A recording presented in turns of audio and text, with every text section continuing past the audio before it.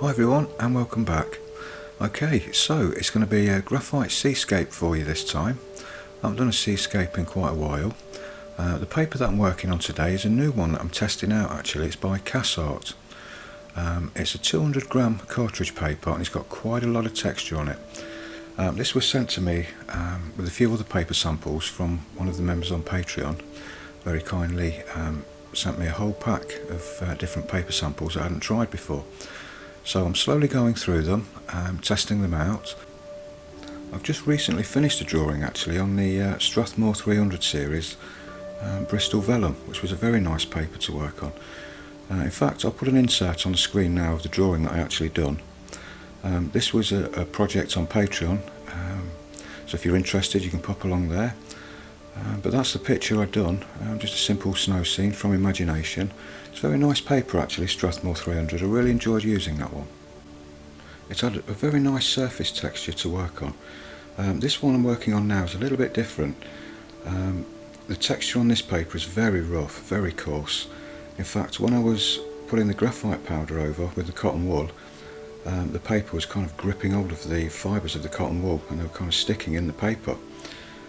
So if you like really textured grippy paper, you'll love this one. It's probably the wrong choice for this scene actually. I was kind of fighting with the texture of the paper all the way through this drawing, and you can probably notice in the sky area where the graphite powder was, it looks a little bit sort of granulated, a little bit speckledy there. Probably not a great look when you're looking for a nice smooth area in the sky or something like that. And also because of the texture of the paper, the coarseness of it, it means it's quite difficult to erase. It's not impossible, you can erase, particularly the graphite powder, that erased okay.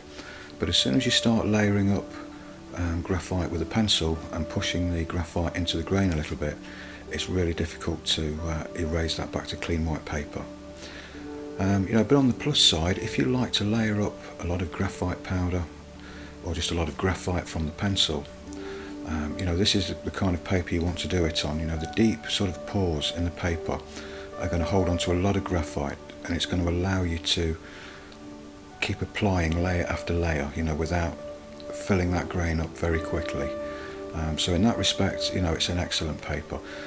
And it's also a really nice paper if you want to take advantage of the texture of the grain and maybe use that as part of a texture in a drawing, maybe on some rocks or some tree bark or something like that. Or even if you're doing a portrait, it might be good for getting that sort of close-up texture of skin, the pores in the skin and things like that. I enjoyed using this paper. I must admit it was fun to work on, even though it was a bit of a struggle at times to get certain areas blended and to try and lose that kind of granulated look. It's a paper I'll definitely use again, but only for specific things when I want that texture to show through, or if I've got a lot of heavy layering to do with graphite and not much erasing, and this would be an ideal paper for that. Now I'm sure you noticed there the inlay just pop onto the screen there in the top left corner as I was talking away. That's the actual scene that I'm going to be drawing now. I decided to use a little bit of artistic license and alter the scene a little bit. I left out some of the rocks, not all of them, just kind of moved them around a bit, shuffled them around a bit, and I didn't bother with all the foliage on the trees either. I just put the branches in. It kind of opened the picture up a little bit more, and we've still got the branches there to kind of frame the drawing a little bit.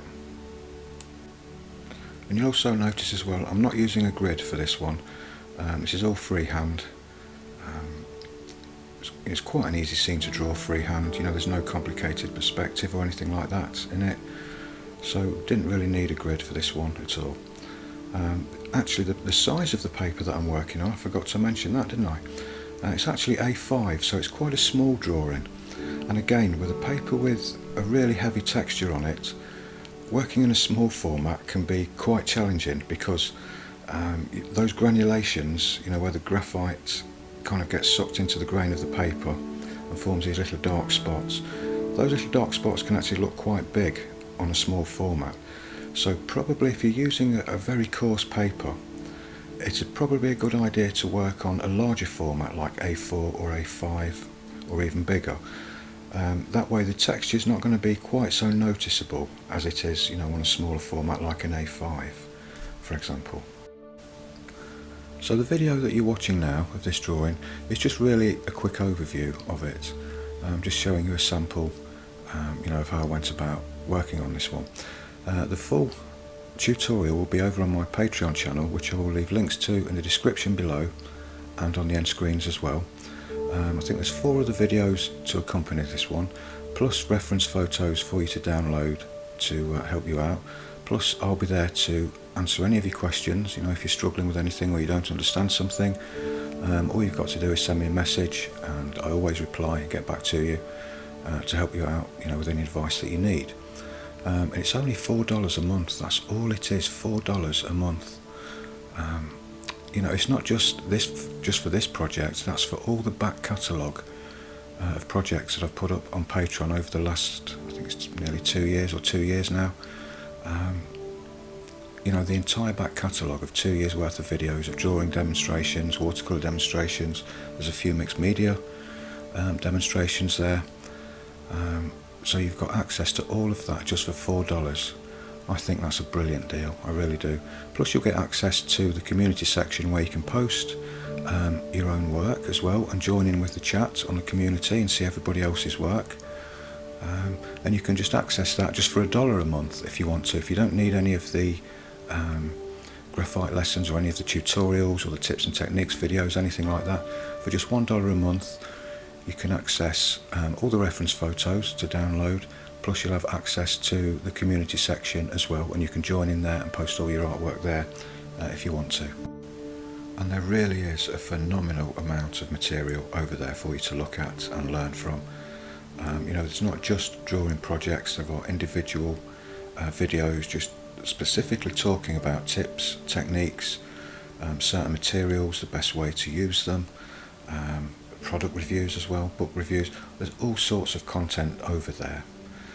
I'm sure you'll really enjoy it over there, and just for $4 a month you're not committed to anything. It's not like an ongoing monthly payment. You can just cancel at any time, you know, if it's not for you, but I'm sure it will be. I've got a lot of very loyal members over there that have more or less, a lot of them have been with me right from the start, and other people have joined halfway through, and a lot of them tend to stay. That's, you know, the kind of community we've got over there. Fantastic people, really are wonderful people, kind, supportive. So if you do post anything in the community section, you've got no fear of ridicule or anything like that at all. You know, there's no negativity whatsoever. Nobody's going to sort of be critical about your work or anything like that. Everybody's helpful and supportive over there. So I'm sure you'll really like it there. Anyway, that's that's enough about Patreon. I can't help myself but talk about it. I've got to give it a plug, haven't I, now and again. I'm sure it annoys some people. I'm sorry about that, but hey, you know, what am I supposed to do? Got to give it a plug, haven't I? So, okay, I'll leave you to watch the rest of the video in peace now. But don't forget, I'll leave links in the description below to Patreon, and links to the art materials that I like to use. All that kind of information will be in the description below, so if you want to check out that as well, please feel free to do so. Okay, so thanks very much for watching, and I'll see you in the next one. Take care everybody, bye for now.